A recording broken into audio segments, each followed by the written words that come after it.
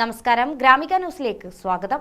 മട്ടന്നൂർ മഹാദേവ ക്ഷേത്ര വാർഷിക മഹോത്സവത്തിന് തുടക്കമായി. ക്ഷേത്രം തന്ത്രി ബ്രഹ്മശ്രീ അഴകം മാധവൻ നമ്പൂതിരിയുടെ കാർമ്മികത്വത്തിൽ നടന്ന കൊടിയേറ്റത്തോടെയാണ് ക്ഷേത്രോത്സവത്തിന് തുടക്കമായത്. മാർച്ച് 6-ന് ആറാട്ട് സദ്യയോടെ മഹോത്സവം സമാപിക്കും.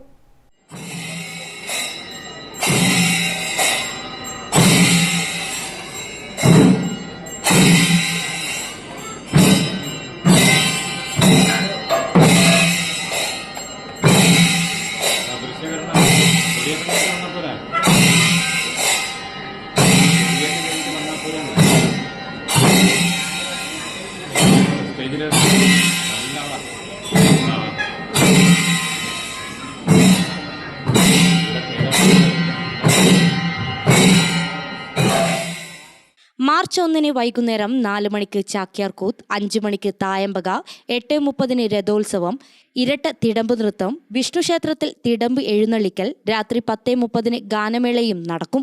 2-ന് 4 മണിക്ക് ചാക്യാർകൂത്ത്, വൈകുന്നേരം 5 മണിക്ക് തായമ്പക, 8:30-ന് രഥോത്സവം, 9:30-ന് ഇരട്ട തിടമ്പ് നൃത്തം, രാത്രി 10:30-ന് നാടകവും നടക്കും.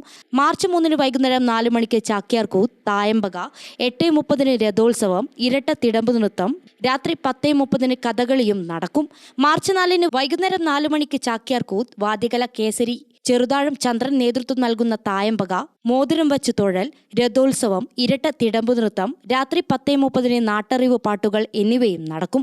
മാർച്ച് 5-ന് വൈകുന്നേരം 5 മണിക്ക് പത്മശ്രീ മട്ടന്നൂർ ശങ്കരൻകുട്ടിമാരാരും മക്കളും നേതൃത്വം നൽകുന്ന ട്രിപ്പിൾ തായമ്പക, പാണ്ടിമേളം സഹിതമുള്ള പള്ളിവേട്ട എഴുന്നള്ളത്ത്, ഇരട്ട തിടമ്പ് നൃത്തം എന്നിവ നടക്കും. സമാപന ദിവസമായ 6-ന് രാവിലെ 8:30-ന് ക്ഷേത്രക്കുളത്തിലേക്ക് ആറാട്ട് എഴുന്നള്ളത്ത്, 11 മണിക്ക് അക്ഷരശ്ലോക സദസ്സ്, ഉച്ചയ്ക്ക് 1 മണിക്ക് ആറാട്ട് സദ്യയോടെ മഹോത്സവം സമാപിക്കും.